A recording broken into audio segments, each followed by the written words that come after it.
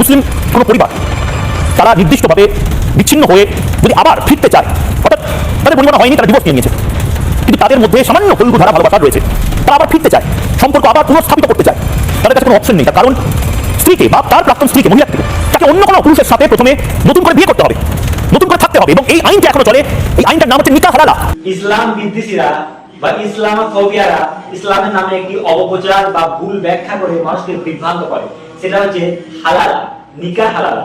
কোন পুরুষ তার স্ত্রীকে তালাক দিয়েছে এবং সে পুনরায় তাকে বিয়ে করতে চায়, ফলে তারা চুক্তি করে বদ্ধ করে অন্যজনের কাছে বিবাহ দিয়ে এবং সে তাকে পুনরায় বিবাহ করতে চায়, যেটা বলা হয় নিকাহ হালালা। এটা সম্পূর্ণ হারাম বা নিষিদ্ধ ইসলামে। রাসূল সাল্লাল্লাহু আলাইহি ওয়াসাল্লাম বলেছেন সুনানে আবু দাউদ হাদিস নাম্বার 2076, হালালা যার সঙ্গে করা হয় এবং যে করে উভয় অভিশপ্ত, তাদের উভয় প্রতি আল্লাহর লানত।